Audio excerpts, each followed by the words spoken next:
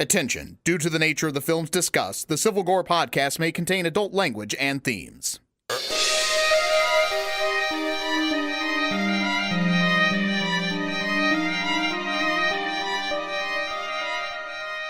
Hey there, everybody. Welcome to episode 86 of the Civil Gore Podcast. I am your dulcety-toned host, Tim. And I am your, undulcety-toned host, Brian.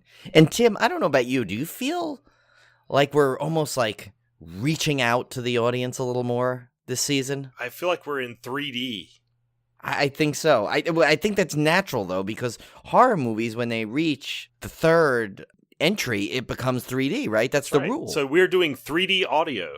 Imagine our voices going directly into your brain. Yes, and as horrifying as that sounds, we apologize, but I don't even like my own voice going into my brain. I know. I don't like here, and but you know what's funny though? I have to say, when I'm alone in my thoughts, my voice sounds almost as dulcety as yours, and then I'm disappointed when I actually say it out loud. Oh, well, if you guys think we sound more dulcety than ever, that is because we got new microphones for Christmas, which was nice. Yes, we bumped up the game. But season 3, we had to go to make that full 3D impact. We got new mics. We now have the Blue Yeti from our Yeti snowballs, I guess, right? Yeah, we have the boom arm, so we're not using a countertop mic anymore. I mean, we're professional now. Yeah, this almost might be a real podcast. Yeah, I don't know. We're at least pretending we're a real podcast. Yeah, we're getting close. So anyway, we hope you guys had a wonderful holiday. I had a terrific break. Brian, what did you get into over the holidays? Yeah, so we as I think I had mentioned before the break, Julie and I were heading out to California because we were going to visit family. Of course, Julie's family's in the Bay Area, but my brother had recently moved out there with his family, so into the LA area. So we actually flew into LA this time and spent a couple days with my brother, his wife, and the 2 kids. And we then, after a couple days, we drove to the Bay Area for the rest of the trip. One highlight, which I did post a picture of on our Instagram page, was that I got to visit Scum and Villainy, which you saw that pictures, Tim. It's a Star Wars cantina-themed bar. Yeah, that looked awesome. Oh, my God. Let me tell you. I walked in, I was like, it's kind of like you know, people when they reach like that one place they've always wanted to be. I felt like this is 1 year ahead of now Star Wars Galaxy Edge, which was going to open up this summer at Disneyland. But it was like this, up until that, this was the best thing I could have liked. And I felt like I was on the set of Star Wars or something. It was that crazy when I walked in. I was like, and there's an image, that image I showed, if you look at it, it almost looks like a Macquarie painting. But to prove that it's not, you could see Julie just on the left. So, but it was really cool. And from what the rumor going around is that Disney actually wanted to shut it down, but I guess the rumor going around is that Jon Favreau might have bought it or something, or invested in it somehow. So it stayed around. Now, I will say it's not all Star Wars. Obviously, it's 99% Star Wars. Like the beer taps had a lightsaber, which the guy was like, "Oh wow, look at that!" And he saw I was taking a picture. He goes, "Wait." So I thought he was going to do something to get out of the way or something. No, he ignited the lightsaber for me. Oh, no way. So I could take the picture, cool. Which was really cool. One of them was like a Han Solo blaster. But they also had some, they had a weird, like, red painted, like, version of Dark Helmet from Spaceballs. They had a Captain America shield. They had something, I forgot, from some video game. They had a thing up there. But one of the coolest little hidden things, and this fits perfectly with our podcast, was they had a replica of the Cheddar Goblin from Mandy. Oh my gosh, are you kidding me? Yeah, and I took it, and the guy, when I said, "Oh my God, I love that, the Cheddar Goblin," he goes, "You know what that is?" I'm like, "Yeah." That's fairly recent, though, for them to have a prop of it. That's cool. Yeah, they were on point. They had a great prop. I have a picture of it. I have to share that too. I am really slow. I have some other pictures I definitely want to show on Instagram. Like the cool video cassette light that Tim got me with Twin Peaks. And I have to show that. I want to get a really good picture to really show it, show off the cool lighting effect, which I have it lit up. It's going to be a new Civil Gore tradition to me. as we go record, I am always going to make sure this thing is lit. It looks so much better than what you see in the photos. Like when you actually light it up, like it's really it's cool. Amazing. Yeah, and it's got a cool red light, which is perfect because the image on the video cassette is like that red room where Bob and Agent Cooper and Laura Palmer are on there. So it's really cool, and it's like it was such a perfect thing because we had seen that. I think we put it. Did we put it in our gift guide? I want to say. I think we did. I mean, I know we year. had discussed it before.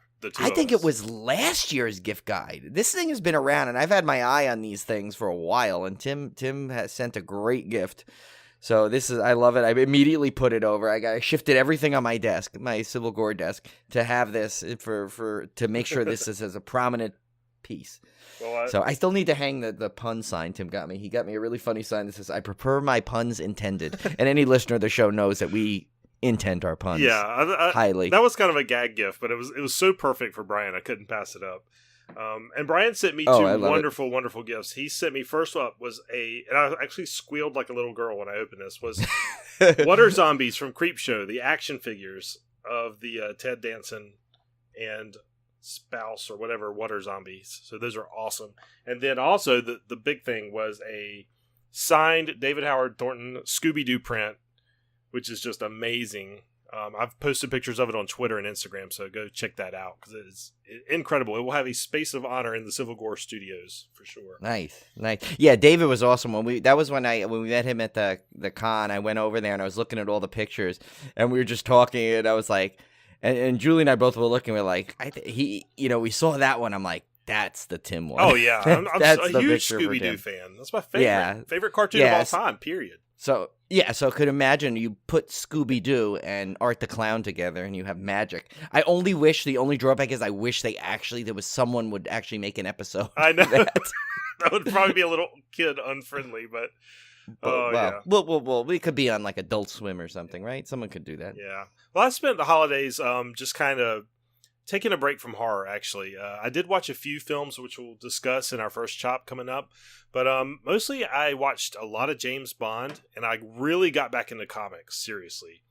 Oh, yeah. I saw your Conan series is going strong. Yeah, so I've been really getting back into that. I just picked up a couple of issues of the new Elvira, Mistress of the Dark comic, which is really cool. It's about her kind of going through the history of horror and stuff. She kind of gets through these adventures going through different horror genres. So that's a really cool comic as well. But so that's enough about our holiday break. Let's get right into our first chop. So one thing I wanted to mention, Brian, is one of our listeners, David, created, or I believe his wife created. Is that correct? Yeah, I think his wife made this based off of our after we did that episode of 2001 Maniacs. Yeah, he was a big fan of that episode. He's been a big supporter of the show, and actually that was his suggestion that movie to do. I right? think, right? Yeah, that's right. That's how we I think we first got in touch. And his wife created these amazing coasters with our logo on them, and also with some 2001 Maniacs. I think she's got one that's got 2001 Maniacs on it. Yeah. So yeah, I know, David. We're setting up our post office box as we speak. So hopefully we'll be able to get you that information very shortly because we were blown away by that. Yeah, that they was look amazing. Incredible. Yeah, can't wait to see those in person. So coming up here, I've got a new backlog project. Well, not a backlog project. I got a new project, Brian. I know you've discussed maybe doing a project this year too. Yeah, I think we'll discuss a little bit later in our because it kind of goes into our little 2019 goals section. Yeah, I thought of this one over the break, and I was trying to think of something that would kind of take up a good portion of the year. So I was looking for something that I could do around 50 films, and what I came up with was what I'm calling 4 decades of horror. And so what I'm going to do is I'm going to watch a movie from every year from 1970 to 2010. Is that right? 70, 80, 90. Yeah, to 2010. I had to do my math there for a second. Tim forgot to do his math. I forgot how to do math over the break. And I was thinking of to kind of divide this up because I think it would be boring talking about a 70s movie for 10 episodes. And an 80s movie for 10 episodes. I think what I'm going to do is going to just kind of stagger it. So I'm going to do like 1970, 1980, 1990, 2000, then start over at 1971, 1981. Oh. Kind of do it that way. way. Could do? you could make it fun, like to have like make like a spinner or something and spin it. And see which that's a good idea. I could do the old roulette wheel trick. I could do that. Maybe I'll do like an advent calendar where you got to pull it away and whatever behind. Is it 70s? Is it 80s? Is it 90s? Oh, that's a really good idea. I think I'm going to do that. See, and that was my project. I was going to help Tim with his no, I'm kidding. Yeah, so I maybe just call this Russian roulette of horror or something. I don't know. But the first one up was from 1970 because I thought I was going to start in order. And I saw this movie called Scream and Scream Again. And what attracted me to it was it stars, and I use stars very loosely, Vincent Price, Peter Cushing, and Christopher Lee in the same movie. So I was that's 3 heavy hitters. Heavy hitters. I was at the peak of their power, right? So I was very interested in this one, and as I started watching it, I realized that it just did not seem like a horror movie to me. It seemed more like a kind of like a police procedural. It's kind of a serial killer movie. You got this guy that's basically raping and murdering women, but he's draining their blood at the same time. So they call him the vampire killer. And you've got investigators. I see why you got Christopher Lee in there. Then. Yeah, well, you get these basically a police procedural where you have these investigators going after this guy, and for the first hour of the movie, that's basically what this is. And I was like, well, this is more kind of like a crime thriller. They probably just put horror on it because it has Christopher Lee in it and Vincent Price. Well, then at about the hour mark, this movie takes a crazy freaking right turn into horror country. And I'm not going to give away anything about it, but it gets really bizarre. Interesting movie. I will give you one forewarning. The combined screen time of Vincent Price, Christopher Lee, and Peter Cushing is about 1/5 of the total running time. So, oh my god, yeah, Vincent Price has probably the biggest role, and he's fantastic in it. But Christopher Lee and Peter Cushing's roles are tiny. So don't go in expecting like 3 horror heavyweights battling it out. I don't even know if they're on screen together at all in this film. Oh my god, maybe briefly. I will say this movie suffers from what every 1970s horror movie suffers from, or most all of them, where it has that just overly obnoxious 70s soundtrack.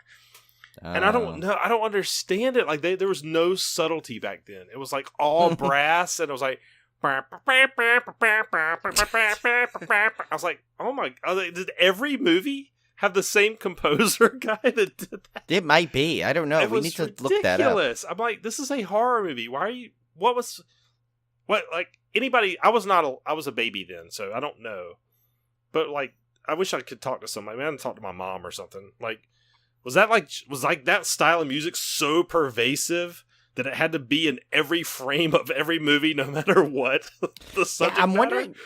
I'm wondering if just that's the theatrical experience people were looking for back then, was like kind of like in your face. I don't know. It's just bizarre. Like you see, like something. This guy just killed a woman. It's like, I'm like, what? So what did you? Are you sure you didn't watch like Laugh-In or something by mistake? No, it's weird. Was Goldie Hawn in there? If anybody can answer that, we need some older listeners to answer that question. Like, what is up with that? Not that I'm young by any means, but. I know, like, I mean, older listeners are us now. Exactly. So so Brian, you had an exciting ticket purchase recently. Yes. So I picked up my glass tickets for Thursday night. I knew Julie and I were going to see this right away, but I was like, I don't know. I think like the anticipation was too much for me now. And I'm just like, you know what? I don't even want to wait like the extra night. Let's go see it Thursday. So I said, let me see if there's tickets available. My local theater, like 5 minutes away, plenty of tickets, dead center we got. And I'm like, okay, this is awesome. So we got tickets. So on Thursday night, it almost like, I wish we could almost like record on Friday, but I don't want to obviously spoil it for Tim, because I'm sure Tim's going to see it pretty early too. Yeah. But we'll probably, obviously we'll like our kind of motto is that we will not spoil anything, but we will probably talk about it on the in the next episode briefly and like kind of overtly. Now I've heard that I've heard mixed reviews, but I've noticed that the people that kind of slant towards the horror genre all liked it. So, and that's what I look for anyway, because I don't, if you kind of want to see the horror fans what they think of it. not necessarily your average moviegoer because, it's like, I know our local paper Newsday, they hate everything. So I don't even bother to look at their thing anymore. So it's like, so I'm kind of excited for this regardless. I don't care what the reviews are. I've been waiting for this movie for over a year now. Actually, when did Split come out? Ever since the end of Split, pretty much. Well, it's been 2-3 years ago, maybe? Yeah. So I am ecstatic. I cannot wait. So I'm sure I'll hopefully Tim will get to see it over the weekend too, and then yeah, we saw the trailer in front of Aquaman, which was fantastic, by the way. I really liked that one. But yeah, the seeing the trailer in the theater got me super excited. Yeah, and Olivia likes those type of movies. Oh so yeah, she'll love it. Yeah. Speaking of movies and trailers, we saw the new one from Jordan Peele. The Us trailer looks amazing. Oh my god! I feel bad because to make this bold prediction because obviously we have not seen the movie yet. But if it's as good as the trailer was, he has already just cemented another hit. Yeah, it looks really, really cool. I don't even want to give anything away. Go watch it if you haven't seen it yet. Yeah, does it look creepy? And remember, the Get Out trailer was really, they made it really creepy. Yeah, and he is a master of of horror trailers too. I mean, this thing looks so phenomenal, and it's got Lupita Nyong'o, which is one of my favorites. So I mean, it's just, sign me up. Like, this is another opening weekend movie for me to see. And that actually kind of ties into one of my goals later on, my goals/resolution things. But we'll get more of that later. But yeah, so if you have not seen this, stop. We're going to give you permission. Stop this podcast, pause it, and look up and watch this trailer because you will not be disappointed. Next up, speaking of, this kind of ties in, actually. Kind of a good segue. There's a new Shudder feature coming out, and I was really interested in this one. It's called Horror Noir, a history of black horror, coming to Shudder, debuting February 7th, and it's based on the acclaimed book by Dr. Robin R. Means Coleman. But this is cool because this is kind of an underrepresented subgenre of horror. And I cannot wait to see this documentary because I think it's probably going to turn me on to a lot of films that I don't know about. Yeah, and Shudder's just been getting better and better and better. Like, they just come up with, they have such great original stuff they come out with now. And between Joe Bob Briggs, and then you get, you're now getting an original documentary. This is just... and for I hate to keep saying this because I know it's just a matter of time before they realize they are undervaluing the monthly charge for this service. But I noticed, I don't know if you noticed it, but when I watched our feature of this week, I watched it on the Prime Stick app for Shudder. And it seemed I noticed it didn't do this on my iPad app, but on the Amazon app, you know how they have the Shudder TV where it's something live going on all the time? Mm-hmm. There were 3 other live channels now based off of the little subgenres. There was the Slashix. There was a Slashix channel going on where Halloween 5 was playing. That's interesting. So it was interesting. Yeah, so I think the app is actually... And it had an update right before I did it, and I wonder if that's what updated it. Because in all honesty, I usually been watching Shudder on my iPad, but this time I was, Julie wanted to watch with me, so we watched the movie on TV, on the Amazon Prime. So go check that out when you're done, Tim, because I don't know if this is something that was always there and I didn't notice it. But if not, it's really cool because, not that, usually I kind of handpick my movies, but sometimes it might be fun to just flip on and see what's live playing, and you end up getting hooked and watching it. Now, and they literally have 3 more live streams going on the Shudder app on Amazon. That's cool. I have to check that out because I never noticed that either. So, speaking of Shudder, we watched Mandy finally. Man, this movie lived up to my expectations. Right? I was 100%. So glad you finally got to see it. Oh my gosh. This is total crazy Nick Cage in all his glory. And he's really, he has almost no dialogue in the movie. Right? That's what I was saying. Remember that? I'm he does it without saying much this time. It's just incredible. But he puts on such a performance. Now, granted, this is a very artsy movie. It's very, I guess... It's a bit of a slow burn. I don't know if I would describe it as a real slow burn because... It's mesmerizing. It's mesmerizing. Yeah, that's a good word for it.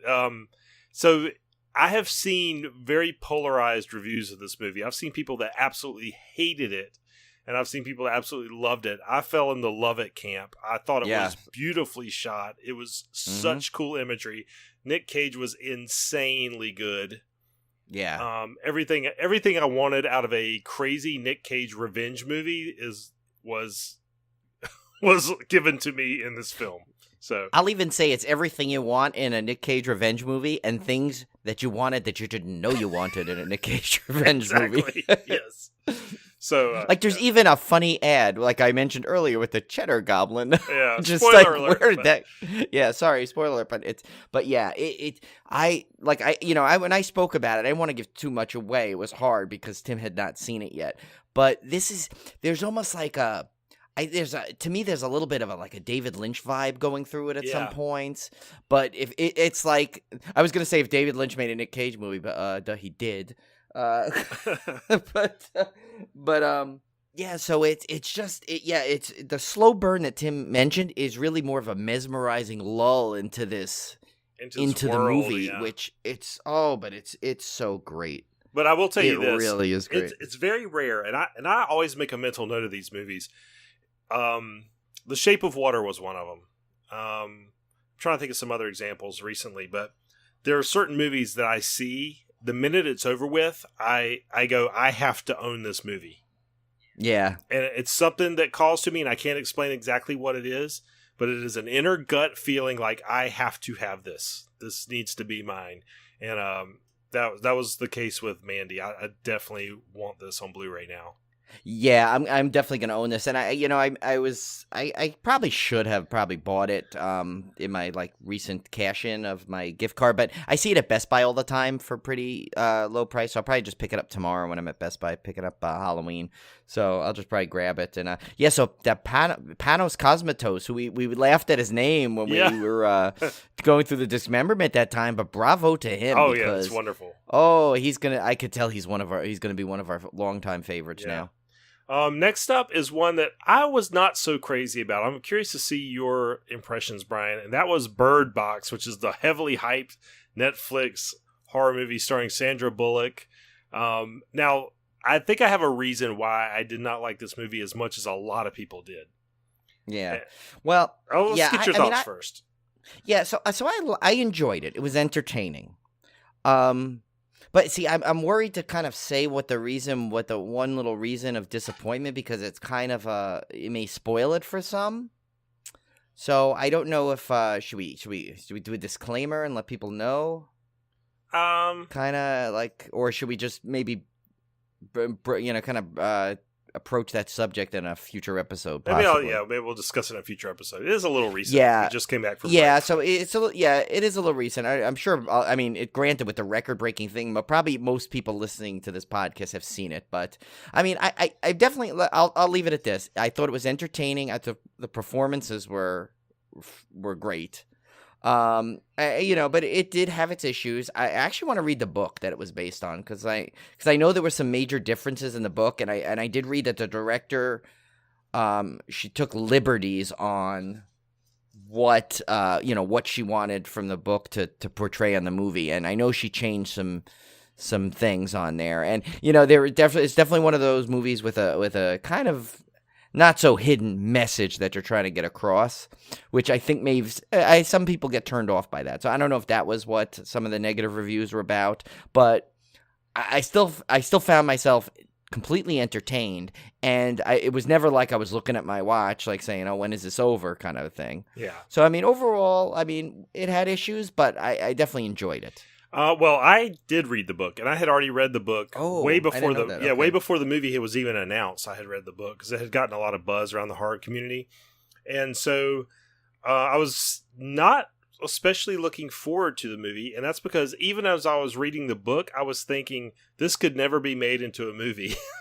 When I heard there was a movie coming out, I was like, "What were they thinking?" So, the book is We'll put it this way: the general premise of the book and the movie, which you guys have seen from the trailer, is that Sandra Bullock is living in this world where there's some kind of entity creature. We don't know what it is, but if you look at it, you're driven insane and to kill yourself and to be murderous and all these things. So you can't look. It's almost like A Quiet Place with your eyes instead of your ears, which is a little bit unfair because I think this predated A Quiet Place.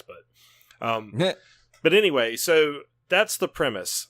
And what I was trying to describe to somebody who didn't understand why I didn't like the movie as much as I liked the book was that in the book, you have no visual reference other than words on a page. So you're seeing, quote unquote, seeing everything from the character's perspective and from their inner thoughts. So everything is frightening because you don't know what's going on around them. You don't know, you have no visual reference to know what's going on. Whereas when you watch the movie, you're watching Sandra Bullock stumble around with a blindfold on, but you can see that she's not in any immediate danger. I don't mean to laugh. It's just like the way you had her, you said stumbling around. So it's like I'm a passive observer. I can see she's not in any immediate danger. It's hard to convey that fear that you get from the book where you're in her head. You know what I'm saying? So, and they tried, I think, with a couple of like those POV shots of the blindfold, but it doesn't work when you cut to it. When you've just seen that she's not in any kind of danger. So the book was very, very creepy, and it built this very slow sense of dread. The pacing was a lot slower in the book. The timeline was compressed greatly in the movie. So you had longer to think about how these events had played out. And so the movie to me felt like kind of a rushed action film to me versus the slow creeping horror of the book. So which you kind of have to do, unless their only other option, if they really wanted to probably get the fuller impact of the book, is made it like a mini series where it stretches out to 8 hours. Right, yeah. And then I think people would have lost interest. So yeah, and Netflix has too many of those right now. I think that, they needed a movie, I think. Yeah. And I get it. I definitely want to read the book now. Even though, it's a little different, but I heard the book is different enough, right? You should still definitely read the book. It's good. Okay. Next up, we had the kind of a weird one, not strictly horror, but kind of horror adjacent, which was the Black Mirror episode Bandersnatch. This was the Choose Your Own Adventure episode, which was really, really, really cool. Now I played. Well, I was a fan of those books. Yeah, like you were. Yeah, me too, definitely. Now, I played this one a little differently than a lot of people. I did not delve very deeply into the alternate endings and the multiple paths you could choose with this episode. I basically decided from the start, I'm just going to go with my gut feeling for each choice, and I'm just going to watch it as one shot, and that's going to be it. That's going to be my experience of it. Yeah, but some of it though, on mine though.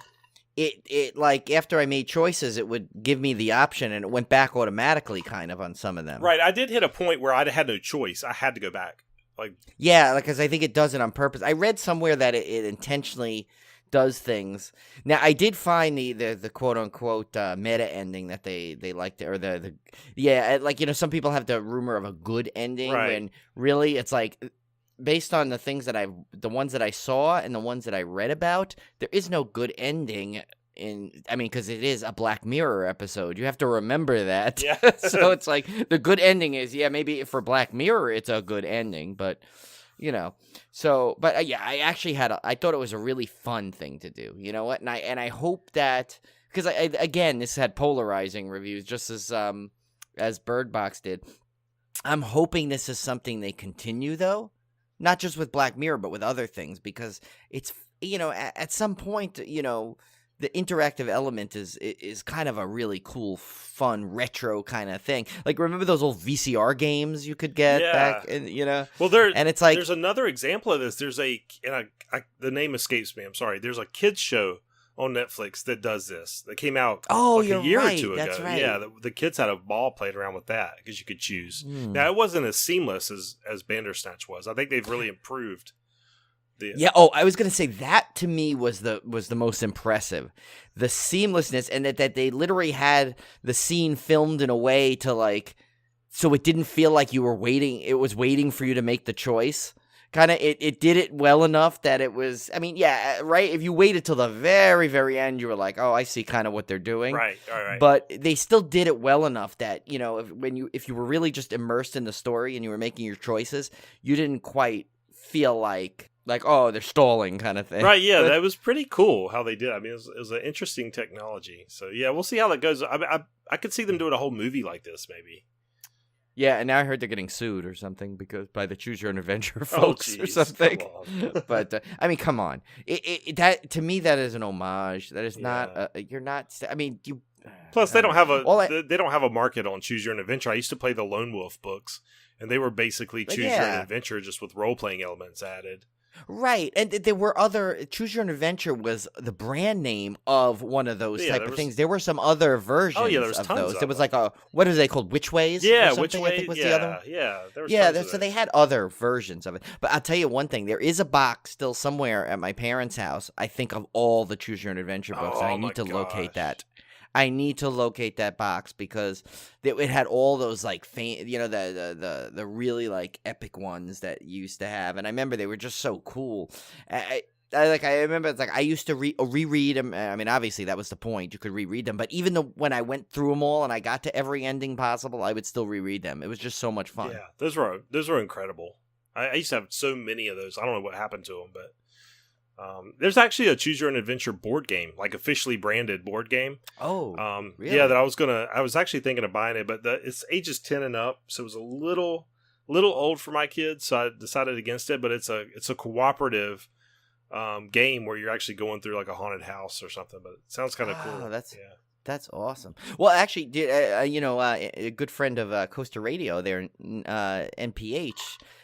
His biography is Choose Your Own Adventure style. Like, that's right. If you look at his, so that's another. I remember cool reading thing. about that. Yeah.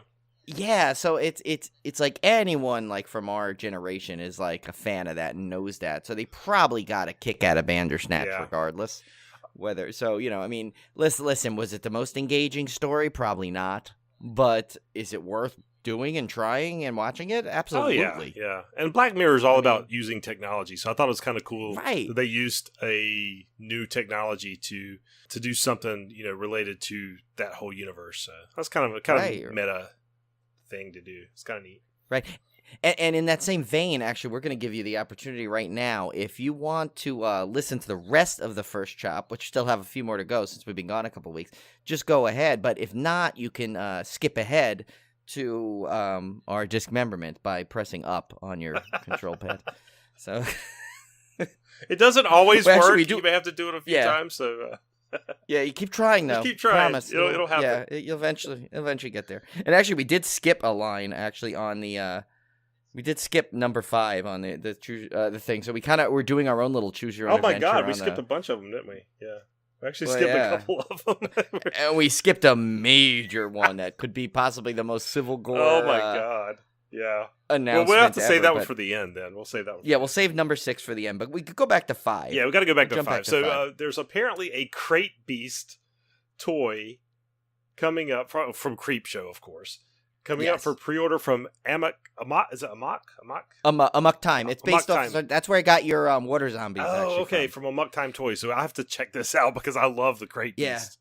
And their store is not too far from me. So next time you guys come to visit, we can actually take you to the store. Oh. So their store moved around, but I've been going to their stores for years. They keep moving around. The guy started literally, I think, out of his garage. This guy Paul and now he's become like where he's got exclusives. He's got tons of comics, tons of old toys, new toys. He's got exclusives now. He's at all the major conventions in the area. He's always there. So yeah, if you check out Amok Time because their prices are phenomenal for online things, and they charge usually free shipping. So I'll check that out then.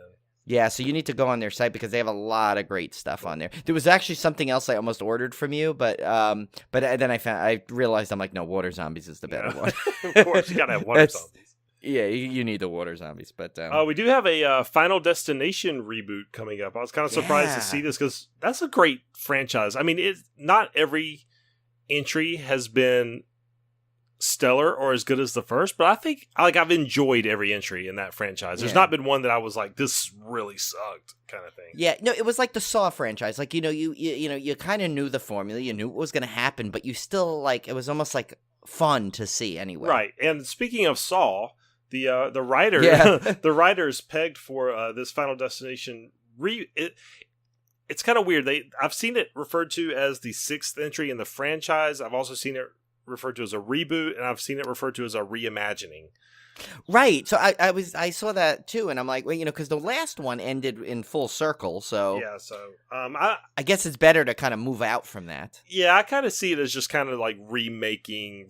I can see the reimagining title. Like, we're just going to do another entry, but we're not going to like make reference to all the other ones. We're just kind of going off on our new path. But yeah, Patrick Melton and Marcus Dunstan, who wrote Saws 4, 5, 6, and 3D, have been pegged to write this reboot. So we'll see how that goes. Kind of interesting. I don't know that we need a Final Destination reboot, but I'm not going to be one that is going to miss it because I love those movies. Oh yeah, I can't wait for this to come. Yeah, because this will and it's kind of fun because like the best part always, to me at least, was always that you wanted to see that opening sequence because that was the key. And obviously Tim and I probably have I would probably think our shared favorite is the third one because it incorporated roller coasters in it. Yeah, I've got the actual movie poster in the Civil Gore Studios here. I'm looking at it right now. That has the famous poster of them trapped on the roller coaster, and some of their faces are skulls. Oh, that's right. I actually have that poster too. It was from EB. It was awesome. I need to put that up in a frame. Actually, I have a couple of things, still some modifications to Civil Gore Studios to make it complete. The northern branch of our Civil Gore Studios. There's a northern and a southern branch, if you didn't know. Yes. I'm going to go ahead and do number 6, Brian, because I think our resolutions should be the capper. Oh yeah, that should be the end. So yes, you're right. So this might be the biggest news to come out of our show. If you've been a longtime fan and have been following us from the beginning, you'll realize the importance of this.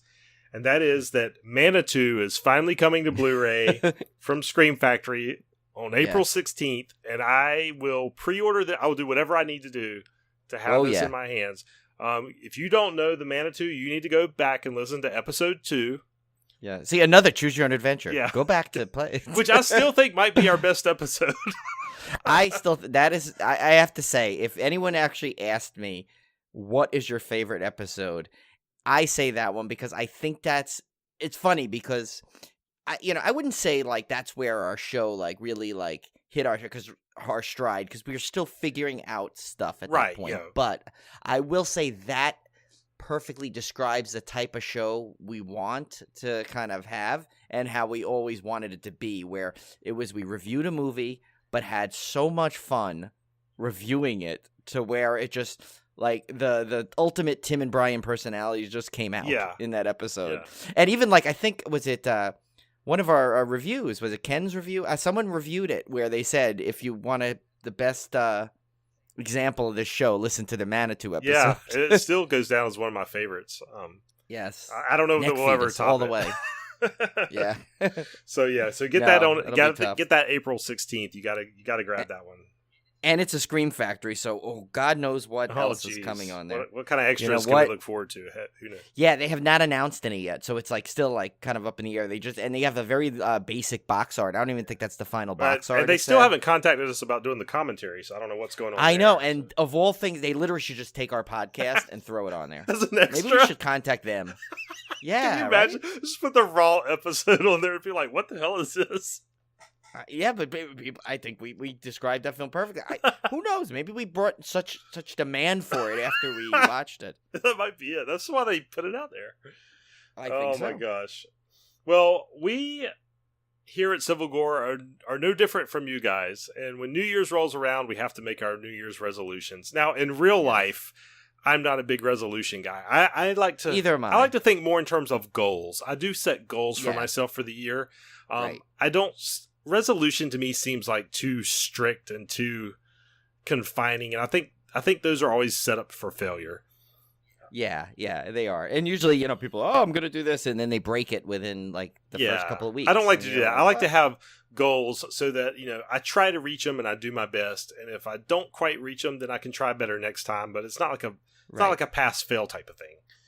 Yeah. So it's just kind of a target kind of to get there. So let's go through our 2019 goals, Brian. What are yours for 2019?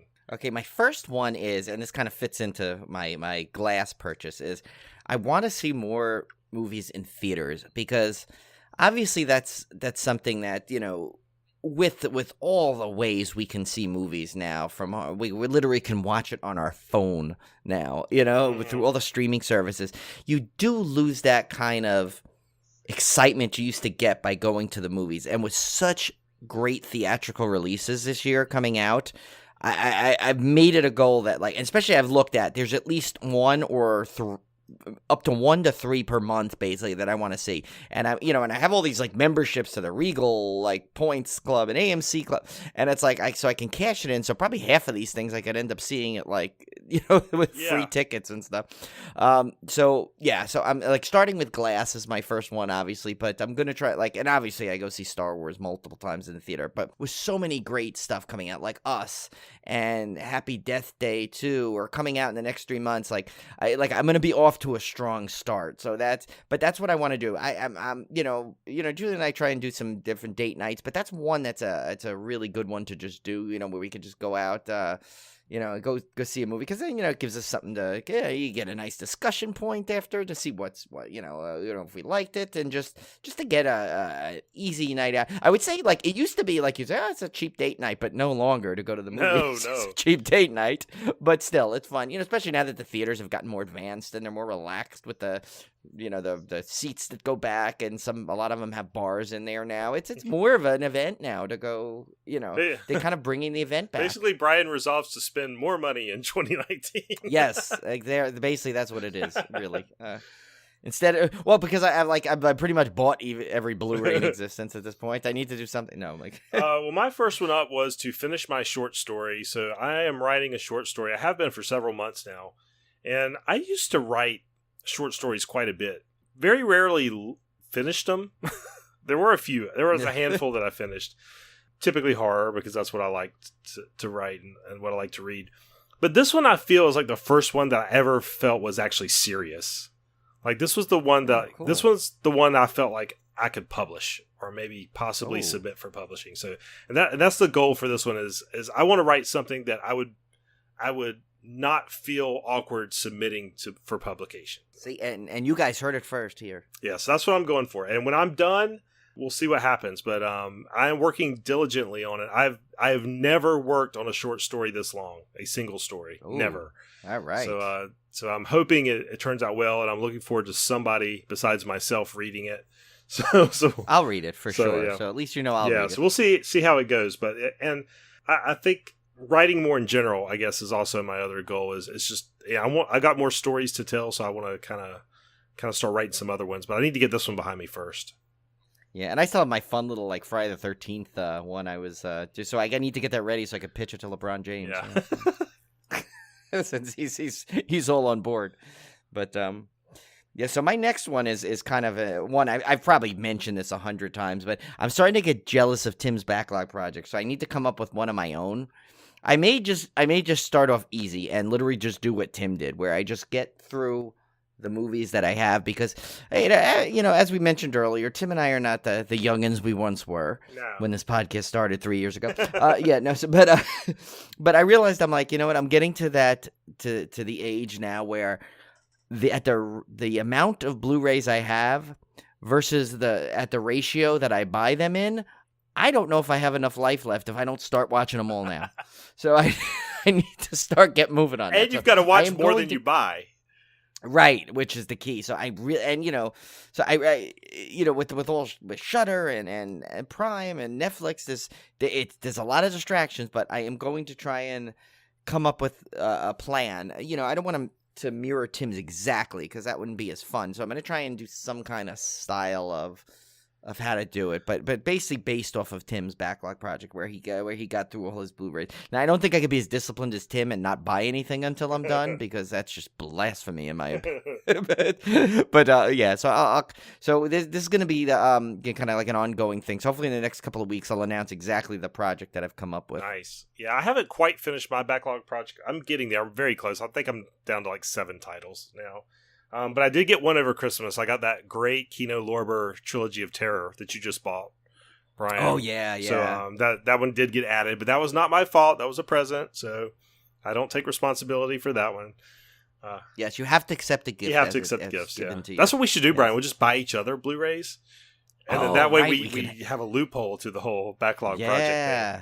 The old Civil Gore loophole. Well, that was Tim and I, our early thing was whenever we were like, we were starting to talk about the preparation for this podcast, we go in and they're like, should we buy it? Should we buy this? And we're like, yeah, it's for the podcast. So we could just buy it. Yeah. So, I mean, of course that that included beers, that included, basically anything that could remotely relate to the podcast. Yeah. I need to go to Carowinds this weekend for the podcast. Yeah. Yeah, of course. Yeah. Yeah, so my next one up was to hit a horror convention this year. I did not hit one last year. I think I've got to find a way to get to Mad Monster Party in February because our good friend David Howard Thornton will be there. Yeah, that alone is worth it. Oh my God, the guest list. Bruce Campbell. Who else? Ray Wise. Gosh, I'm forgetting all these. The dude from X-Files. Skinner from X-Files. Danielle Harris. Oh yeah. So tons of good. I'm missing a bunch of them. There's some really. Doug Jones is going to be there. So yeah, tons of like great celebrities, and I definitely want to meet Art the Clown. So yeah, and I think he's in costume, right? I think he's doing like photo ops in costume at that. I'm gonna have to check that out. I believe. Yeah. So that one's right near my dad. I mean, literally 15 minutes from my dad. I can stay with him. No cost for a hotel. It's a no brainer. I've got to go to this one. I know. I was almost like toying with the idea because they had announced actually about a week ago that Frontier Airlines now has literally a flight from my airport to Tim's airport. So we're calling it like the Civil Gore Express, basically that they've come up with, which we have to utilize. And I did find out a little bit more. Supposedly the flights are. I think it's Tuesday, Thursday, and Sunday, or Wednesday, Thursday, and Sunday, something like that. So, like a Thursday into a Sunday is nice, like a long little weekend there. That's not bad. We can make a weekend out of that. No, so we can. Yeah, absolutely. And it's like Frontier Airlines. I don't really know, but like they're starting at like what would it say? It starts at $27 or something like that. Yeah. I mean, they add like Frontier's one of those airlines. Like if you check a bag, it's an extra fee again. If you pick your seat, it's a fee.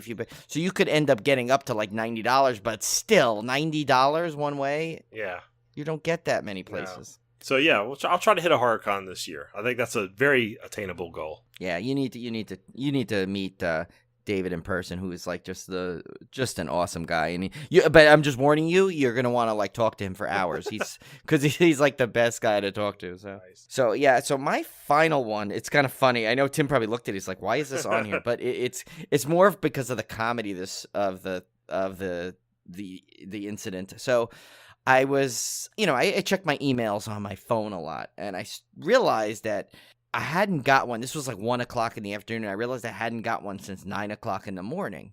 So I'm like, oh, I wonder if it's one of those things where like, your phone freezes sometimes and the updates.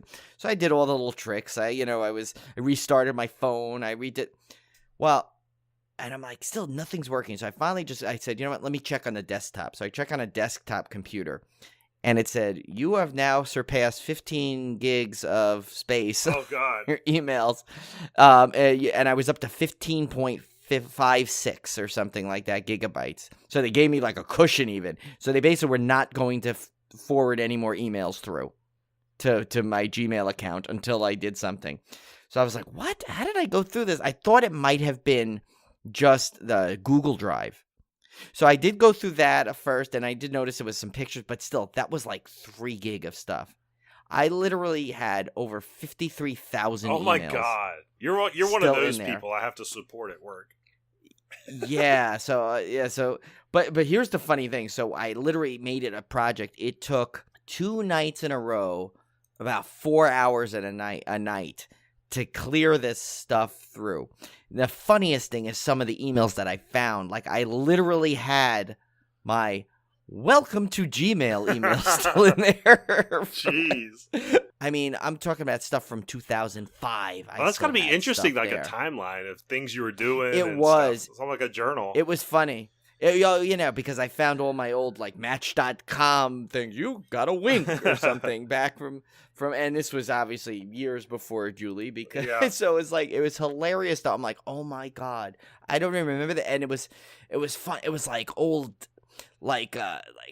email chains from like my friends and stuff, and it was funny. And I even found, this was one of the funny ones that I found through there. So there was a funny event, and this is Civil Gore related because it affects our good friend Steve Cohn. At one point when Julie and I had first gotten together, so had Steve and his lovely wife Nicole. At the time they were dating, but she was in Florida. He was in New Jersey. That was just like Julie and I started. I was in New York. She was in California. So we both had this, togetherness. We both had these long distance relationships going on, and it was inevitable. They were both ladies were moving over to New Jersey and New York respectively. Which when you think about it, it's like they had, Florida and California, and they came to New York and New Jersey. I don't know. Conan and I must just have that magic. I don't know what it is. But it was funny. So anyway, there was a point where for Steve's birthday, Nicole was surprising him. And I literally found the email that our good friend Dom had sent to Steve, planting the surprise by saying, hey, why don't you come out to Long Island? We'll do this and this and this and this. While secretly we were behind the scenes flying in Nicole. And that's cool. Stuff. So it was kind of, it was really funny to see some of these old things in there. So basically that. And so now I am diligent. I get my emails, and anything that I think is remotely important, I'll throw into a receipt folder. The rest gets deleted. Yeah. So I'm happy to say that I really have only 3 to 4 active emails at a time. Oh, you've already done that. Yes. So I've already completed one of my 2018 goals. Now I just have to 2019 goals. I need to stick with it. That's the point. Yeah, I'm really good about that because that's the goal. I am an email administrator at work, so I have to. I have to take care of my own business. Yeah, no, you have to. I almost have to share that. Hopefully, Kim and Ket are listening because they had that episode where Kim's email, real mail, was stacked up and it frightened them or something. So this is the digital version of that apparently. But Julie was just cracking her up. She was shaking her head, just oh my god, why do you still have all these emails in here? It adds up. I was up to midnight every night. It was crazy. My last one is just to read more horror novels. I have a goal every year to read 52 books, one a week, or average one a week. Last year I did 37, so I didn't quite make it, and that includes Audible books as well. So this year I'm really shooting for 52, and I'd like to make more of them horror novels because I haven't really done a lot of horror reading lately. I've done a few here and there, but so right now I'm in the middle of Stephen King's The Outsider. I'm in the middle of the Cabin in the, I keep wanting to say Cabin in the Woods. It's the one I talked about the other episode, a couple episodes back. Oh, right. I'm still in the middle of that one. So I've got quite a few on deck right now that I'm going through. So yeah, just to read more horror novels this year, I think it would be a fun goal to try to achieve. Yeah, I want to piggyback on that just a little bit with you, just because I need to start just reading more in general. But I was going to ask you, does Fangoria count? Because the Fangoria issues are pretty solid. Oh my god, they're my magazine over 100 backlog pages. in general is so bad. Yeah, I know. I have those. I still have to finish the first issue of Fangoria. I mean, I have it, and then I have that really great Mondo magazine about Halloween, and now issue of 2 Fangoria came out, which we probably should have put in the thing because there's a great article I want to read about. Joe Bob Briggs in there. So Amazon canceled my Entertainment Weekly subscription. I know, and I was freaking out.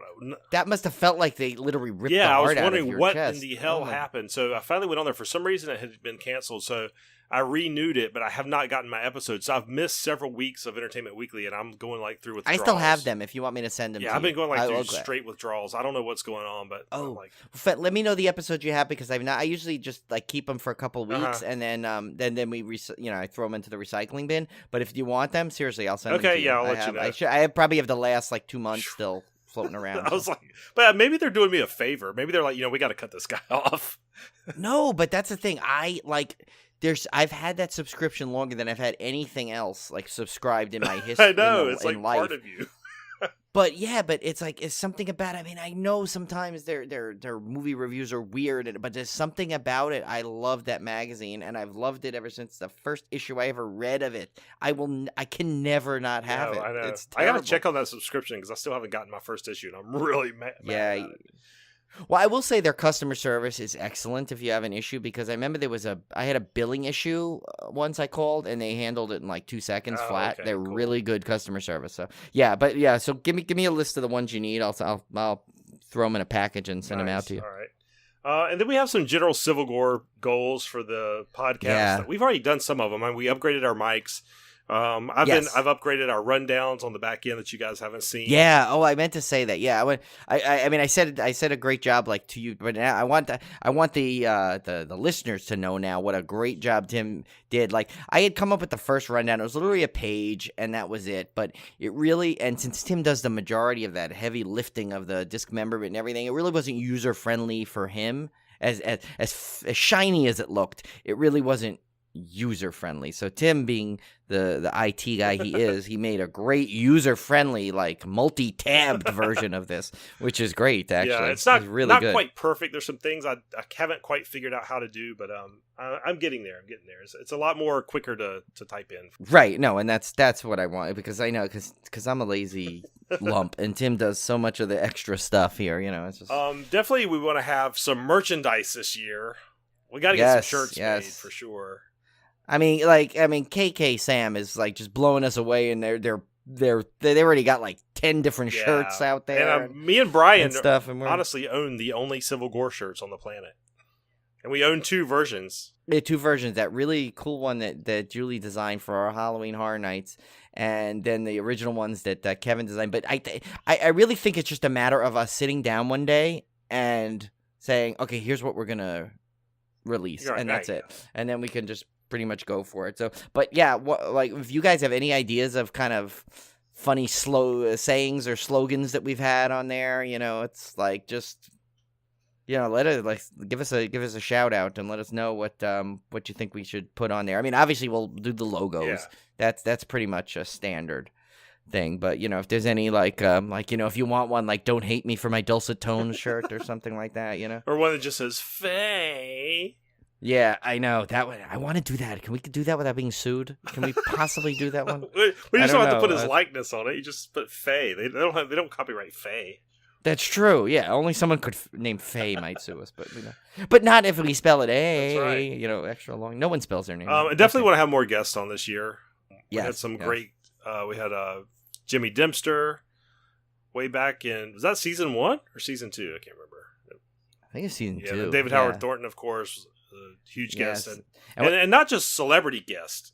Yeah, no, we want like you know, like our fellow podcasters and friends that are in, you know, we got to get Ken on. We got to get of course Cone will come on for whenever Nathan he's got on. We got to get Kev back on. Yeah, Mike and EB. Yeah, we got to get all these guys. And we do have that planned, one of the podcast crossover with our buddies at Theme Park Families. That's Remember, right. we're going to watch a horror movie with Adam and Andrew and Alex. They're going to watch a movie, and we're going to all discuss it. So we got that coming up, too. So that'll be fun. All right. Yeah, so season 3, we have a lot of plans for it. So let's hope so you guys are going to hold us to task, though. Yeah. All these things we mentioned, I hope you've been writing them down. Cody, I know you are. I know Cody is. She's writing every one of these down. If we don't deliver, she's going to be upset. Yes, she will be like monitoring us because you know, and that's what's so great because Cody's awesome because we even through the break we were you know, going back and forth and she's been really stumped on this trivia, so she's probably flipping out right now. We're almost an hour into this episode and she's like, get to the end, I need to know the answer to Triple Threat. And the good news is, Cody, they're only getting harder. No, they're only getting harder. Brian is I called him diabolical at creating these. Yeah, I was. He really is. All right, well, let's finally get to our dismemberment. Wait, no, please, God. No, don't cut off my... Okay, these are the Blu-ray releases for January 22nd, 2019, and kind of a short one this week. Compared to our first chop, it's definitely short. Yeah, I know. Our first chop literally that may have been our longest first chop in history, I knew it, but we missed you. Yeah, I knew it was going to be long. We missed you guys. We're coming back. Yeah. We missed you guys. So the first up is the Giant Behemoth. Is that Behemoth? Behemoth, I think, but I always like how Stephen Wright said it in Reservoir Dogs where he goes, the Behemoth. Is that like a tomato thing? You say Behemoth and I say Behemoth? I think so. I think it's one of those. Well, if not, we're going for it, and there's another shirt right there. We just coined another shirt. This was from 1959. It's being released by Warner Brothers, directed by Douglas Hickox and Eugene Laurie, starring Gene Evans, Andre Morel, and John Turner. Marine atomic tests cause changes in the ocean's ecosystem, resulting in dangerous blobs of radiation and the resurrection of a dormant dinosaur that threatens London. So like British Godzilla, basically. Now, this does have a brand new 2019 remaster. So they've like literally remastered this thing in like a week. And an audio commentary by special effects veterans Phil Tippett and Dennis Murin. And a vintage. Oh, from Star Wars fame. Oh, yeah, I met him actually. I actually met Dennis Murin at a thing once. He's a very, very nice guy. Cool. And that would be an interesting commentary, I think. Yeah, special effects. And then yeah, but I mean, it's like 2 Star Wars people there. That's awesome. But I you know, and I'm sorry. I apologize to Matt from Yorkshire when I say, but like, you know, so it's like the British Godzilla. Do you think he like comes out and he's like, pardon me, but I'd like to step on your city right now. But yeah. That's terrible. Oh, you had to be fired at some point, Brian. So I mean, you would just, I know it's been way too long into season 3 before I got fired. And then a vintage trailer for the film. So this next one up, I almost didn't want to put on here because it's kind of, I don't know if I.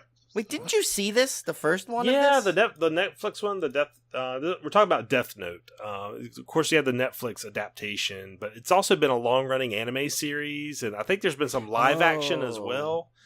So, but this one is more on the anime side. But I think this is live action.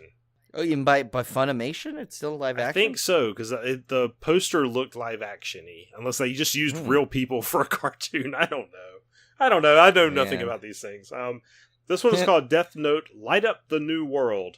Why is that like sounding like Spider-Man? Turn off the dark. It sounds like I was thinking of like a Christopher Columbus thing.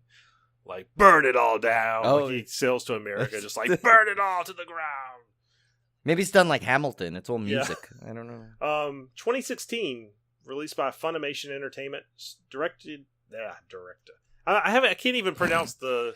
All right? You didn't. Now you're not even being able to say like the guy's credit. Forget the name. I'm looking ahead now. of the names, and I can't even pronounce director. Director Shinsuke Sato. Starring Tatsuya Fujiwara, Kenichi Matsuyama, and Erika Toda. Actually, that was perfect. Thank you. Well done. An update. But now you got to work on saying director. Yeah, and Predator. Predator. That was a good one. An update to the Death Note series in which a mysterious notebook contains deadly powers. Next up is Kiss of the Tarantula from 1976. Released by VCI, directed by Chris Munger? Munger or Munger? Doesn't matter. No. This poor guy. Sorry to Chris Munger.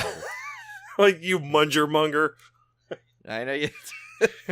What do we got here? A real Munger. I know that sounds like the total insult that would be in like one of those 80s horror movies. Yeah. You know, like At least I'm not a Munger. Tim is creating shirts just right and left on a whim now. This one is starring Ernesto Macias, Susanna Ling, and Herman Wallner. A disturbed teenage girl unleashes her pet tarantula against her, quote, enemies.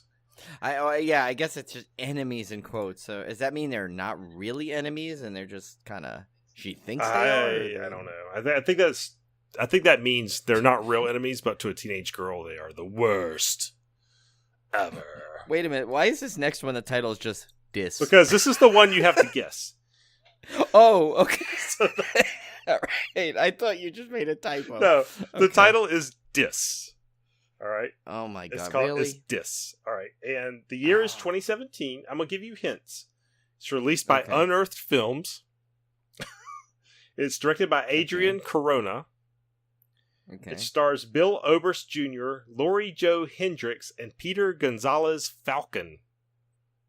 Oh my Peter God. Falcon. Yes. So, what is this about? What is this about? I should say. Oh my god! I know. And you know, it's like so funny. It's like, you know, you have that whole the funny like little thing like, you know, who dis? You know, that phone like the new phone. But that's too easy.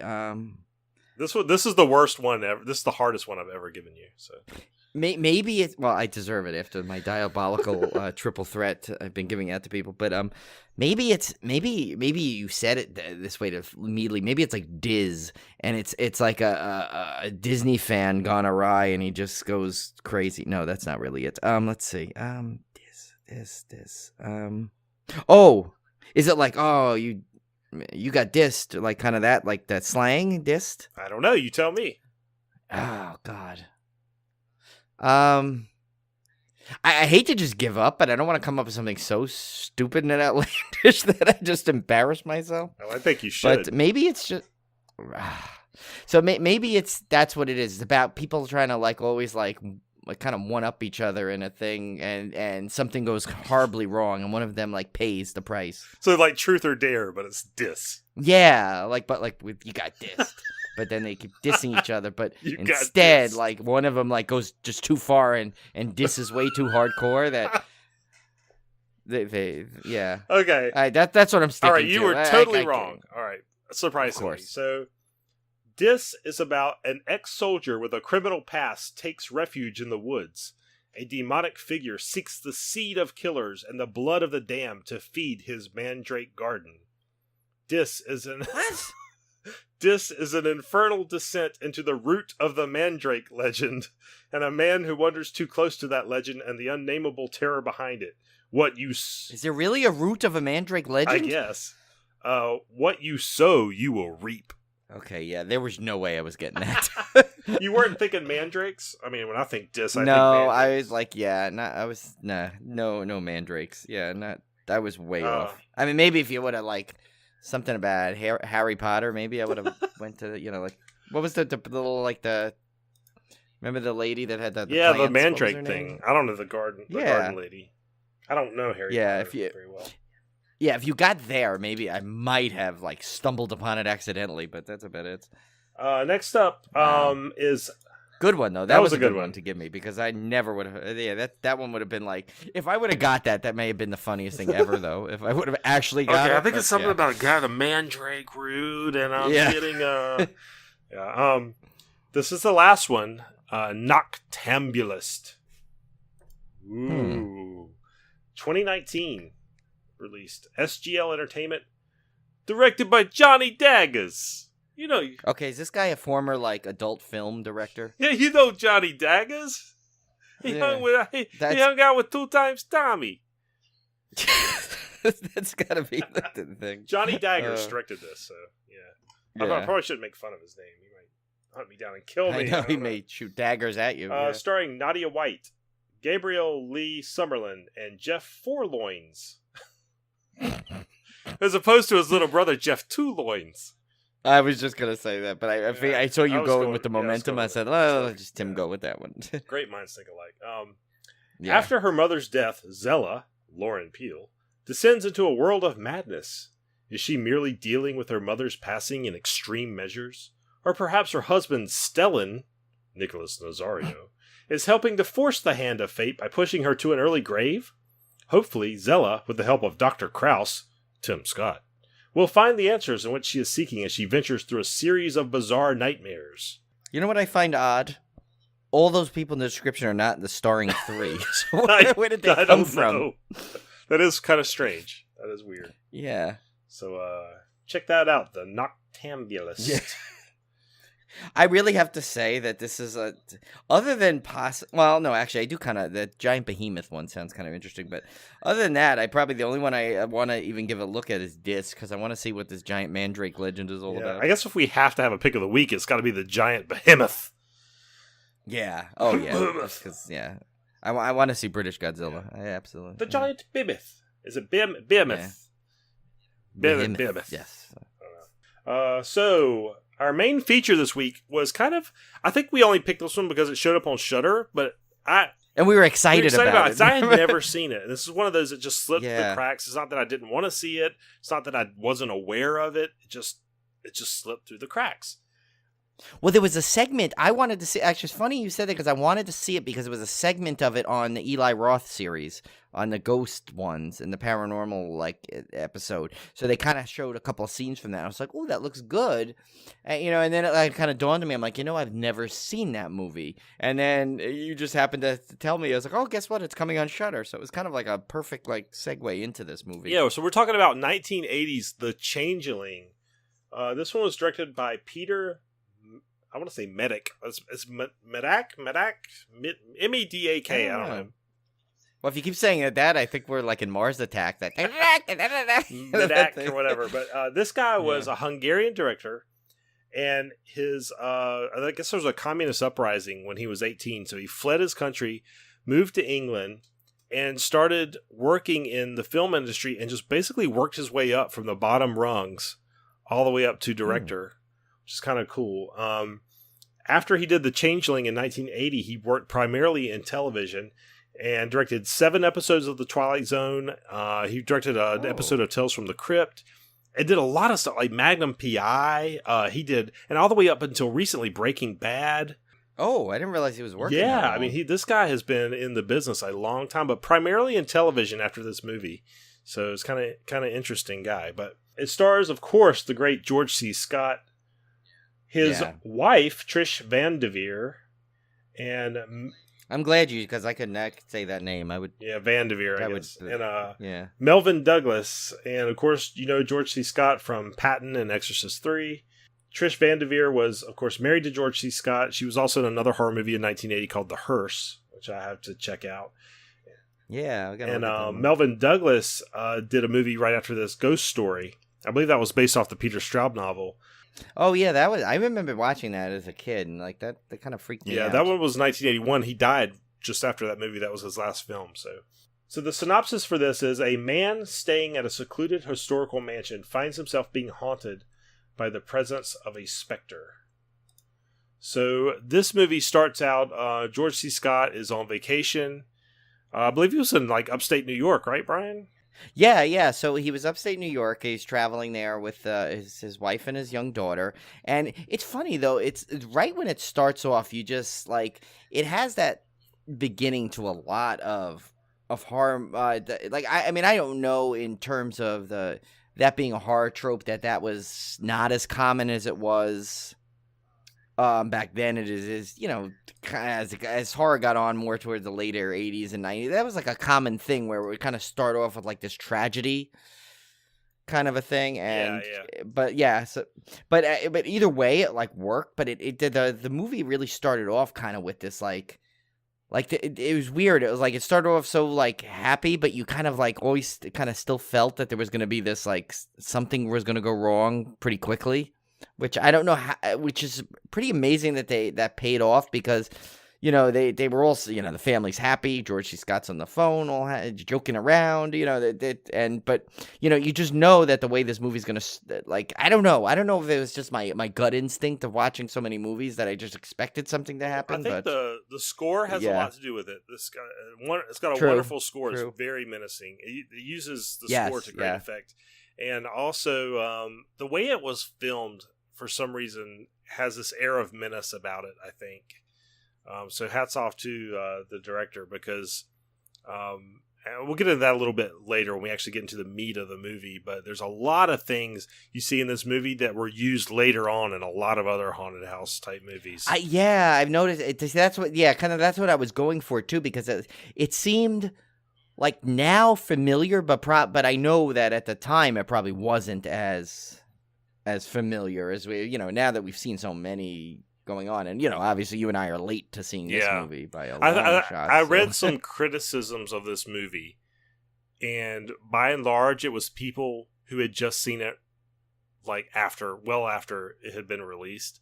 And I think their criticisms were that they didn't find it scary because they had already seen all these tropes that it did first, or at least did better than most, to the point where it didn't have the same impact as it probably did back in 1980 when it was released. So, but see, when I obviously especially doing this podcast now too, we watch movies from all, we discover older movies that we probably should have seen but we haven't seen yet, but we know they're important in the horror genre. So, but I know I can kind of separate that when I go to watch this. Like I knew I wasn't going to see anything that I probably at this point hadn't seen later on. Right.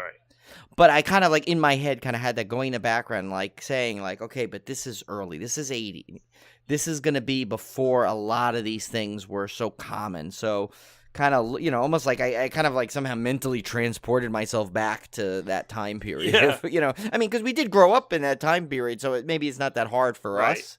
But like I could see someone who's used to like the Happy Death Day and the Truth or Dares and, no knock intended on Blumhouse, but, the Blumhouse horrors of now, you kind of like, that all that kind of the modern day horror stuff, even like it's like The Ring and stuff like that, all these like creepy things that people are used to now, and they're like, oh, they did that in The Ring. I'm like, no, it's the other way around. Exactly. Remember that, It's like, but anyway, he unfortunately his wife and daughter meet with a terrible tragic accident while they're in upstate New York, and we should point out that he is a musician and music teacher, and so he rents this incredible mansion to kind of just grieve and work and compose music and kind of get away from everything, which this place it's a very imposing structure. If you see screenshots of from the movie, it's almost ugly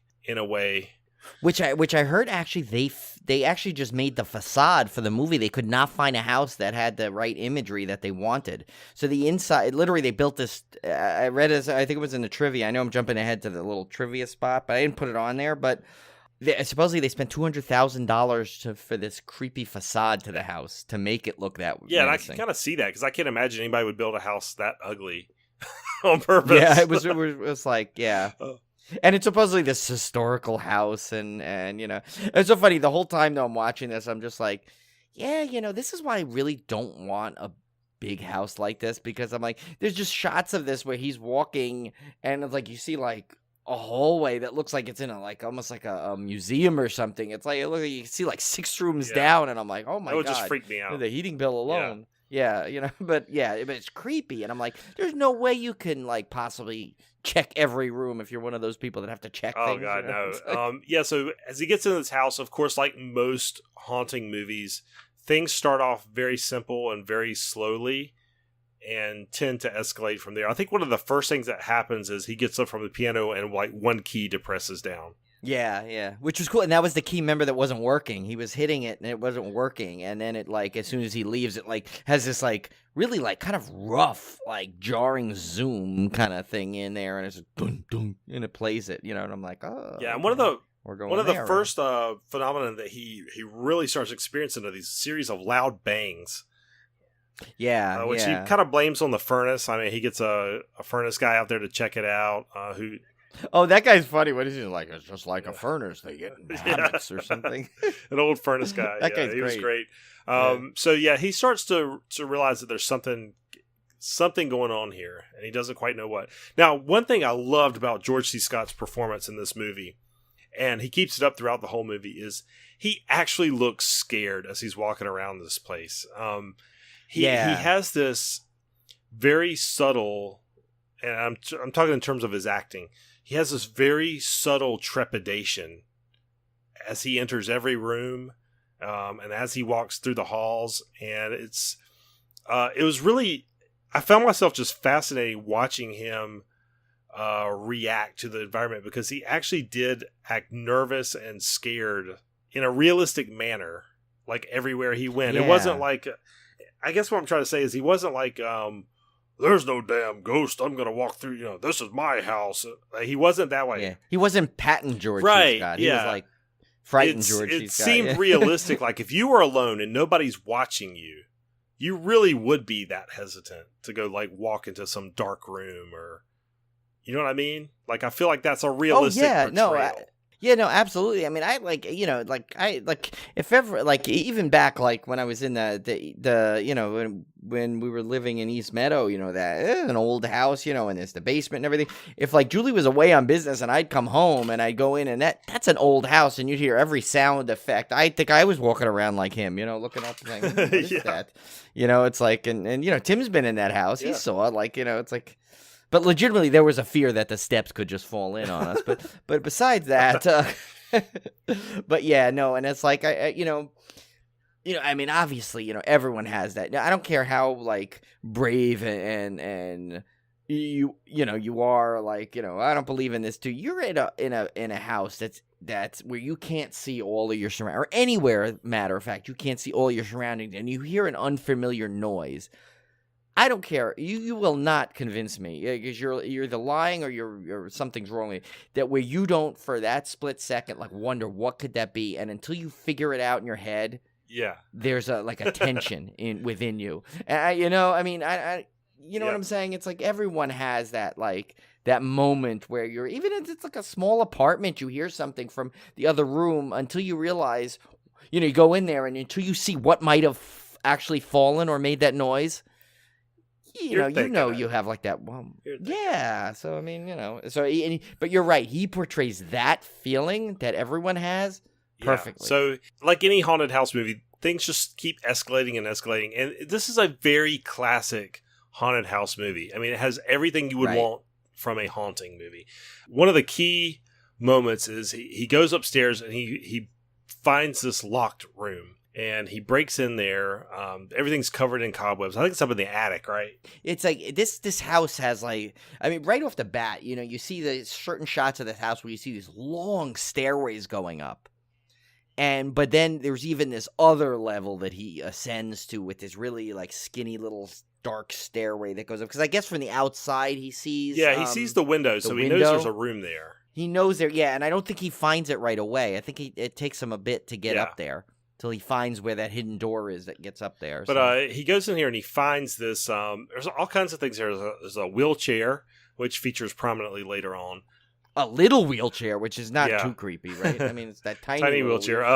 And most importantly, a music box. Right. Which he finds. Now, earlier in the movie, he had been composing a piece of music on the piano, and he had recorded it. And he's startled when he winds this music box up, and it plays the exact melody that he had composed, which to his knowledge was something he had made up. So that was super creepy. And that kind of gets him started really seriously on the road to investigating what happened in this house. Right. And that's where it's funny. That's where you're going to start. I have a feeling that's where most people who will see this will start to kind of say, oh, well, I've seen this before. But you haven't really before. You've seen it before this, maybe when you've watched it. But at the time, this wasn't so common, this kind of trope where now he knows that he's got to find out the mystery of this house. It wasn't always like that. So should we just go ahead right into the actual mystery of the house? Yeah, I would think that. I mean, granted, this is a movie from 1980. I know we just watched it, but because there's a lot of there's a lot of the movie up to this point is just him investigating what's going on. Oh, wait, is this before? I can't remember. Just because it's an important plot point when he goes in and that woman says the house doesn't want anyone there, because that's a kind of a key point where you start to really get that he's might be up against something. Right, yeah. As part of his investigation, of course he's asking around, he's trying to research this thing, and he does get some menacing comments. Yeah, this lady is menacing comments from some of the townspeople about how this, he knows there's a secret here, and that makes him work harder than ever to try to uncover it. And the guy's name is John, by the way, so we have somebody to refer to. But John discovers that there was a boy that lived in the house named Joseph, and he was murdered in the house. There's a very terrifying scene where John goes into the bathroom because he noticed there's water running. Yeah. Oh God. Yeah, that was creepy. I've never seen running water so creepy. I swear in that sequence. He goes into the bathroom and he sees the water running in the tub. And again, this is another one of those things you've seen in many, many haunted house movies, but here was probably one of the first examples of it, maybe. I don't know that for sure, because I'm not a film historian, but you see this boy under the water, and that's like the first real apparition that he sees in the house. Right. So he knows there was this boy there that drowned.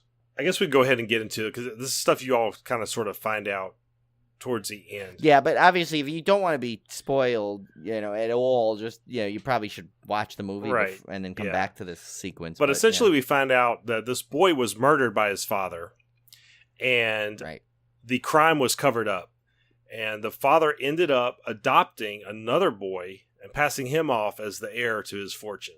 So this new boy that was adopted basically played the role of the murdered boy throughout his entire life and ended up inheriting the fortunes of this dark family secret. The boy grew up to be a prominent U.S. senator. Right, yeah, and who's beloved in the town. So you can imagine what would happen if that secret got out. So this is what John's faced with as he's uncovering the story of this house. Of course, it gives meaning to why the ghost in this house is so furious. Right. And wants his story told. And so towards the end, John decides to confront the senator because as digging around, he's found this medal that was buried with the boy. Well, remember, because during the seance scene, he says, "My medal." Oh, we almost forgot the seance scene. You're right. Which Let's was, to I have to say, one of the creepiest scenes I've seen. When she's like doing that writing, and she's kind of like, that woman is like, I tell you, I was watching it, I was actually getting kind of like chills from that part. And it's hard to kind of creep me out in that kind of way nowadays of watching so many movies, but something about that one was so well done. It was super, super creepy, the way she's like, and then like they're answering it, but it doesn't even, but that's the funny, as creepy as that is, it's even creepier when he plays back because he recorded everything. Yeah, and so it's a very, also again, I will say like a very realistic-ish seance scene. Yeah. Like it's not a lot of theatrics, it's like what you there's no lights flashing and flickering and, Right, like, yeah, it's like you would think it would really be where the terror comes from the portrayals of the people. Right, like the woman that's like the medium, I guess. Yeah, not from a lot of special effects and things. This was right. From the people portraying like the medium and stuff. So that was really cool, and that's kind of how he's also piecing together this story. But he finally decides to confront the senator because he now knows the secret of what happened here. And of course, he can't get in within arm's length of a U.S. senator. Right, he actually gets like pretty much tackled on the landing strip, I guess, of the airport. Yeah, right. So, but he finally does confront the U.S. senator. He finally gets an audience with him. He kind of basically he realized he has the same medal because, obviously they had to duplicate. Well, a little bit more backstory too, kind of. So the way they pulled off the charade was because the kid actually had some kind of disease which is where that wheelchair came in, and he was confined to the wheelchair. So what he did is, I guess they brought him to Europe or something, and he kind of came back years later with this other kid. Right. Which hence they called the Changeling, that's the with the title of the movie. And so I get, he literally, so that medal he had, was a duplicate medal. So he basically realized, that the guy first, really gets mad at John, and he's screaming at him. He goes, "Get out of here. What do you," at first he thinks he's just trying to blackmail him, which is kind of funny, which is actually pretty realistic because you assume, this guy gets probably a blackmail a week. Like a U.S. senator, it's a politician. Of course, he's going to try to get blackmailed. And in other ways, it's like this guy's not a big. Apparently, he's really good, and the state loves him. I guess Seattle or whatever, right? Washington. So the state of Washington, I guess, loves him. But, so he gets mad at first, but I think he realized. Here's the part that I was confused at. Now, do you think he knew this whole time? Because apparently he was replaced at 5 years old. They said. So do you think he knew this whole time that he wasn't the actual heir? Or do you think he knew that there was something up? Because I know George C. Scott's character says something. He says, he goes, you've been thinking something's wrong this whole time. So I think he knew. I think he knew. I don't think he knew the whole story. Right. Yeah, I don't think he knew about the murder, it seems No, because that's basically what gives him a heart attack. Right. He ends up seeing a vision of the actual murder, and that drives him to a fatal heart attack. Right. Okay. That's it. Yeah. Okay. Good. Yeah. Then I kind of took that the right way. Okay. Yeah. Because I was at the same time, it's kind of tragic for him because he might know he was replacing a child, but he doesn't know we don't know what he was told why he's replacing this child. No. For all they know, he could have said, "I lost a son. I need an heir. Can you come be my son?" He was an orphan, so it's not like he got adopted. But he was still angry enough at John that he knew it could be true. Right. He had to have known it could be true. Right, and he also basically told him, he goes, "All this you have," and he's in this huge mansion of a house he lives in with all these riches and stuff. So, he's basically telling him, he goes, none of this is yours. You don't deserve any of this, which is kind of hard, I'm sure, for someone to hear after, and the guy's 80 years old. At this point, the senator, right? He's old. So in reality, it's what are you going to do at this point? The guy's 80 years old. He's not going to but, so I think, and you're right. And it's he basically sees this tragic, but I guess he almost transports himself because John, George C. Scott's character, can see him walking up the stairs. Right. So there's definitely some kind of like mystical element with that because, then you find out he's like sitting there. It's almost like The Last Jedi where Luke Force projects himself to Crate. Yeah. They were all like, he sees him walking up the stairs. He thinks he's really there, but he really was just envisioning it from his desk. So it's kind of there was no applause like they did in The Last Jedi in the theater. We didn't applaud, but there's some other creepy things that happen. Like the senator sends a detective out to John's house. Oh, right, yeah, to intimidate him, and then when the detective leaves, he gets in a car accident and dies. But George C. Scott sees it, and Julie caught that. She goes, "Oh my God, wait, where's that? What's that face? There was a rearview mirror. That's a car accident." Right? Yeah, he saw a vision of it before it even happened. So it's crazy. Yeah, and he was like, "I'm coming back with a warrant," which to me, I'm like, this house is like 500 rooms in it. I was thinking the same thing. He was like, I'm going to come back because they were looking for that medal. Right. He's like, I'm going to come back with the warrant. Like, if you give me an hour, I can hide a medal where you ain't going to find it. You give me an hour, I'll swallow the thing. You good luck, Exactly. There's no way you're finding this on this property in an hour. You come back in an hour, that's all I need. You give me 10 minutes, I got this thing hidden, You get 10 minutes, you bury a hole in the backyard. I mean, there's no way they're going to find it. So. Yeah, it was, but I mean, really, he's right, though. I mean, he can't go, technically, by a legal standpoint, cannot just search the house without. Yeah. So, I mean, I think he was more it was more of an intimidation factor anyway, if you want to look at it. But yeah, overall though, I mean, and then at the end, like basically the house just engulfs into flames, and one creepy scene we should talk about is when the wheelchair attacks the woman that he's friends with that basically got him into the house. The wheelchair is the only thing I knew about this movie, and maybe I had seen clips and highlights. Yeah, I've seen that clip, like a piece of it, but it still was startling to me and like creepy watching it. That's probably the most famous part of this whole movie is that wheelchair chasing this woman around the house. Very, very classic scene. Really, really reminded me of The Omen a little bit with the. Yeah, it did. It actually did remind me of The Omen a little bit. The entire house gets lit on flames by the ghost. Yeah.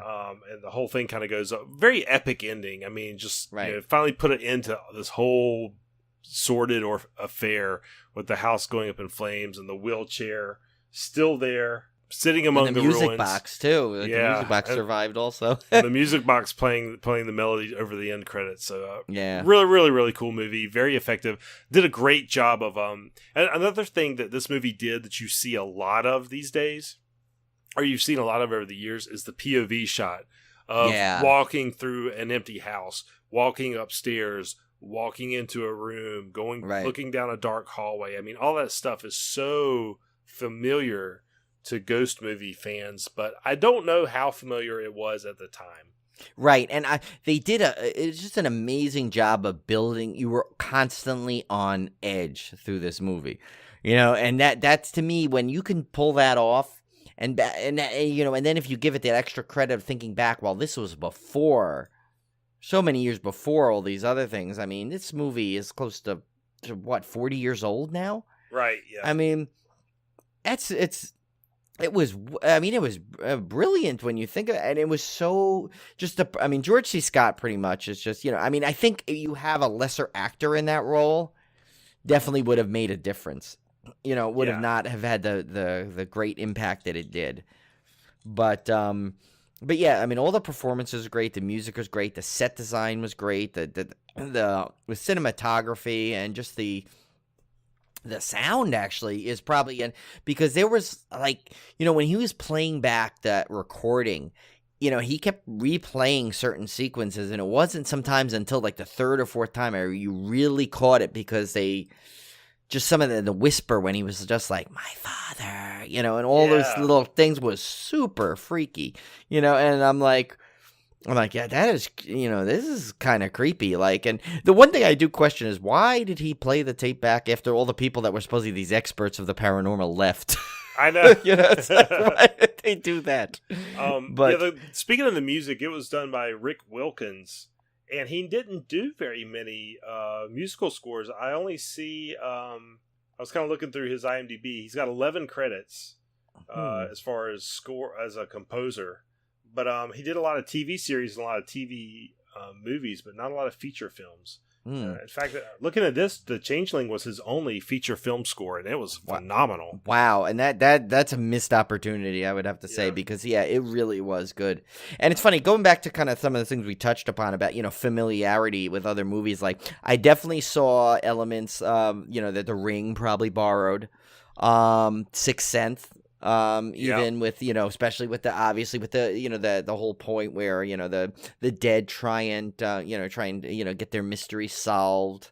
I mean, you've seen that as a very common trope on many things. And, a lot of ghosts, like even those ghost shows, where they're trying to communicate that, the unfinished business, they need to know my story kind of thing. Right, yeah. I mean, but, of course, one of the most another iconic thing is that ball where it drops down and then he drives like miles away to throw it into the water and then it comes back, Yeah, you see the ghost child playing with the ball. That's kind of a common trope too. Yeah, I could see that.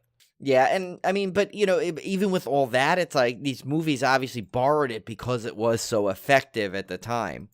Right. And, it's like, it's an homage, really. When you have something that's worked successfully like that, of course you're going to want to parrot it later on in other, and I know that sounds like almost like a knock, but it's not. It's just, it's use it's what effective. Works. Yeah, I mean, why, yes, I mean, it's not, it's not like they took it for, exactly scene by scene, but there's definitely, if you've seen some of those movies, you'll see like, oh, maybe they got that from The Changeling, but that's fine because, it's a classic for a reason. Yeah. There are some cool trivia for this one. Martin Scorsese included this movie on his top 11 scariest horror films of all time list, which is kind of weird. I didn't know there was a top 11. I know. I was like, 11's like my lucky number, which is kind of funny. 11, I love the number 11. It's just because some of my favorite athletes had 11. I used to wear 11 when I would play sports. So it's funny, but it's like I don't know where he got it from. I know where I would have got it from, but I don't know where he got it from. So that was cool, and these other two just blew my mind, especially the last one. But this was based on events that supposedly took place at Henry Treat Rogers Mansion in Denver, Colorado, while writer Russell Hunter was living there during the 60s. And the Chessman Park in the film was a reference to Chessman Park in Denver. So, based on true events is not what I would have expected out of this movie. Yeah, and now it's like I know I'm supposed to take a trip to Julie's sister in Colorado at some point this year, and I kind of want to. And she's not too far from Denver, so I may want to have to check these locations out. Yeah, and then this last one really blew my mind. So, Joshua Jackson's first on-screen role as an infant, because his mother was a second unit director on the film. So who knew that the baby in the film was Joshua Jackson? Yeah, of go Dawson's Pacey. Creek. Yeah, Pacey makes his starts screen debut. That's crazy. Yeah. That's kind of a cool little bit of trivia to have in your back pocket, though. Yeah, I actually double checked it to make sure I didn't accidentally veer off into the wrong IMDb. You know how sometimes if you're doing it on your phone, you may hit a link and it shoots you to something else. But so I double and triple checked this. I checked on his page to corroborate it, and then I actually looked on a couple of I Googled it to try and find it, and it is accurate. And that's awesome. Yeah, but it's funny he's not IMDb credited for it. It was just in trivia things, and then you have to look for it, but. Yeah, I guess because he had no speaking roles. Yeah, he just might have cried or wriggled or something. I don't know. So, what is our beer pairing this week, Brian? Because I think you have a good one. Yeah, so I have no secret to how I find these. I Googled the movie title and beer to see if I found it, and this one popped up within a second on the perfect search, and it's called Changeling, and it's from Boulevard Brewing in Kansas City, Missouri. We'll have to ask our good buddy Nathan because he's out in Missouri. Maybe it probably distributes near him. So it's 8.2% ABV, and it says, here's the description. It says, this is almost like Tim's dismemberment with some of these terms in here. It says, Changeling is an enchanting blend of dark, sour ales aged in whiskey and wine barrels that were inoculated with Brettanomyces and Lactobacillus. I'll take your word for it. Yeah. Basically, it's aged in sour ales aged in whiskey and wine barrels is the most important element of that, which right up my alley, where I say. It says it pours a deep, ruby color with touches of gold at the edges of the glass. Leading with a plum and toasty malt, the flavor transmutes into a soft tartness with notes of earthy, funky Brett and a touch of lingering caramel to create a delicate balance. That actually sounds like a delicious beer. That sounds really, really good, yeah. Yeah, so we might have to hunt that down. So if not, we'll have our good buddy Nathan send that to us. All right, so it's time for our triple threat, and we finally get to answer the one that has stumped Cody. Finally. So, but we're out of time, unfortunately. So, Cody, I have to wait one more week. Just kidding. Wow. I can't do that to our good buddy Cody. Right, we will not do that. We'll tell you. Let's go back to these. So we had asked for a fictional character that fit these 3 clues. Clue number 1. There were 4 films about me, yet the person who played me prefers the number 5. And I'm actually go through the clues again, just to refresh me. Yeah, we'll go through that. Clue number 2. I have had several relatives throughout my film series, yet they are all dead. And clue 3. I have been to many different locations throughout my films, yet have found death in all of them, even when coming full circle back to my hometown. Who am I? All right, you give up? Should we wait or should we say it? Should we wait? Cody's probably like punching the desk right now. Okay, so we're going to spill the beans. It was Sidney Prescott from Scream, of course, played by Neve Campbell. Clue number 1 prefers the number 5. Neve Campbell starred in Party of 5. That's where that clue came from. And of course, there was 4 films in the Scream franchise. She did have several relatives throughout the film series that they are all dead. Her dad, mom, half-brother, aunt, and cousin. And, of course, she did go through many different locations, including coming back to her hometown. So she was in Woodsboro, went off to college, to Hollywood, and back to Woodsboro in the Scream series. So that was a tough one. Yeah, but this is kind of what we want. We want these tough ones. We want them to be tough, yeah. But I will say, if you pay close attention, there is sort of a theme, and if you know just by now there are personality traits of Tim and I, you may start to notice patterns, and you'll look deeper into these clues. Yeah. I think is a good fair way to put it. Yeah, they're not impossible, and they're designed. You'll probably get better at them as we go on. Yeah, that's the thing. And like I said, we designed it after our good buddy Dan, the T-shirt guy. He used to do these things with roller coasters, and his were like, talk about diabolical. Yeah. But there was like sometimes you could get them if you started to, you saw there's a slight pattern the way he did these. You have to like almost like write down these clues, listen to them over and over again, and that's probably the best way to kind of really get an edge on these, if you so to speak. All right, guys. So here is our triple threat for this week. Another fictional character from a horror movie. No surprise. Yeah. So here's clue number 1. I was played by 2 different actors or actresses in the same film. Played by 2 different actors or actresses in the same film. Number 2, clue 2, the person who played me, their real last name may be considered a continental one. So the person who played me, their real last name may be considered a continental one. And our clue number 3 is, I don't particularly like water, nor would I like a cruise. Who am I? Yeah, there's your 3, so... Remember, listen to the little hints we gave you this time. And I remember it was Cody. It was funny. I was giving Cody some hints on with the last one too, as I gave her a couple of hints more without trying, obviously being too obvious with them.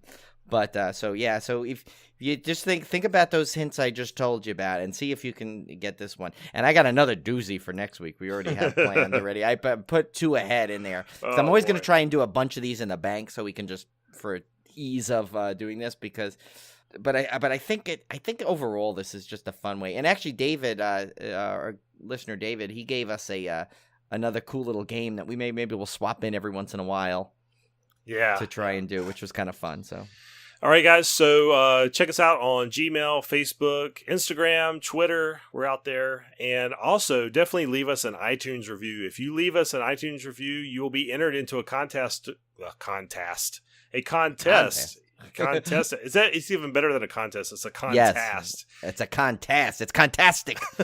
To win a Civil Gore prize pack, we have a lot of little horror goodies to put in there to send out to you, and a really cool Blu-ray. So if you want to enter to win that, leave us an iTunes review and give us some words, like give us an actual review so we can see your name and everything on it.